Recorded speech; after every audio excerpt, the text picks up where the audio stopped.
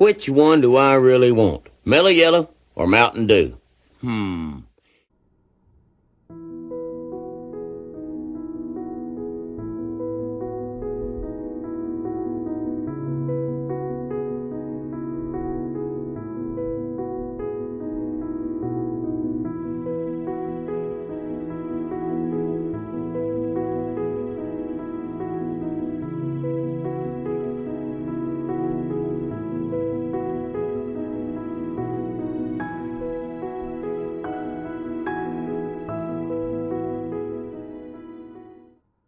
What's going on, everybody? Welcome to Lexington Cemetery in Lexington, Kentucky. And today we're going to talk about the legendary actor Jim Varney.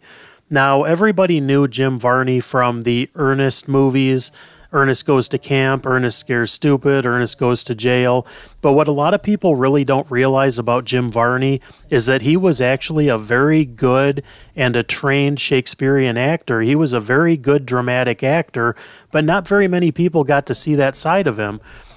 He was also known for playing Jed Clampett in the Beverly Hillbillies and Slinky Dog in the Toy Stories. But there was a lot of things that Jim Varney has done, and there was a lot more things that he could have done had he lived a little bit longer. His life was tragically cut short, but we'll get into that in just a little bit. Now, Jim Varney was born here in Lexington, Kentucky in 1949, and as a kid, he showed the ability for him to memorize long poems and large portions from books, and he had a very good memory, and he had, the way that he could recite material. It became obvious early on that he had a gift. His mother enrolled him in children's theater when he was 8 years old, and he went on to develop more of an interest in theater as a teenager. He won state titles in drama competitions. Now, starting from a very early age, Jim Varney was very involved in theater. He was performing professionally in nightclubs, coffee houses, pretty much wherever he could get a gig, he would take it. And he ended up performing in an Opryland folk show its first year in operation. And his first actual regular TV gig was he was on the Johnny Cash and Friends show for a little bit of time. And he also got some recurring guest roles in some films. And he did a couple other things. And he tried his hand at stand-up comedy also in Los Angeles. But none of that ever really stuck.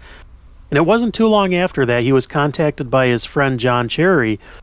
Now, John Cherry wanted Jim Varney to create a character for a commercial. Now, the commercial was going to be for an appearance for the Dallas Cowboys cheerleaders at a place called Beach Bend Park. It was an amusement park in Bowling Green, Kentucky.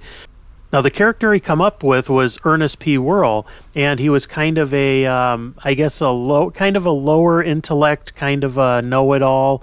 But he was very lovable. Everybody loved him. And, we ended up seeing him in all kinds of different Ernest films. But it all started with commercials.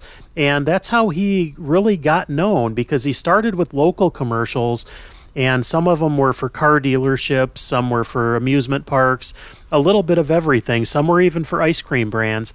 And he did all these commercials, became very, very well known locally. And then he became very well known regionally.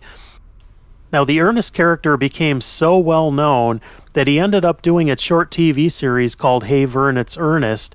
And the first film that he did was Ernest Goes to Camp in 1987, and it grossed $23.5 million at the box office with a $3.5 million production budget. Nobody really knew just how popular the Ernest P Worrell character would be, and especially how important the movies would become in a lot of people's childhoods. Now, he also did Ernest Goes to Jail. He did Ernest Saves Christmas, Ernest Scared Stupid, Ernest Rides Again. There were just a ton of these that came out, and some of them were a little bit lesser known. But Jim Varney had a great career through the Ernest movies, but he also did other things like played Jed Clampett in the Beverly Hillbillies, lended his voice to Slinky Dog in Toy Story. And although he really loved the Ernest character, he was afraid of being typecast. When people saw him in the streets, they would ask him to do the Ernest character, and he was a man of the people, very friendly guy, and he would always do it. At the drop of a hat, he could transform himself into Ernest P Worrell anywhere. Now, the sad part is that Jim Varney was a lifelong chain smoker, and during the filming of Treehouse Hostage in August of 1998, he developed a nagging cough, and at first he thought that it was a cold caused by the cold weather in the filming location, but it got worse. He began to cough up blood, and he ended up getting diagnosed with lung cancer. Now, he did get treated with chemotherapy, but it really didn't work, and he just kept getting worse and worse. He did undergo chemotherapy, but that really didn't work. He gave up smoking, he threw his cigarettes away, but it was a little bit too late. Now, at the time, he was living in this house right here in White House, Tennessee, not too far away from Nashville. And by all accounts, he maintained his sense of humor up till the very end, and this right here was the last photo ever taken of Jim Varney. On February 10th of 2000, at his home, Jim Varney passed away, and he was laid to rest here at Lexington, Kentucky. But as you can see, a lot of people leave things like the Slinky dog. They leave various other things. Since he was a lifelong smoker, unfortunately it killed him. People do leave him cigarettes. But this is the final resting place of Jim Varney. Well, thank you guys for joining me on this adventure, and I'd like to say thank you to Lisa Blake and Lori Overton for being the newest channel subscribers.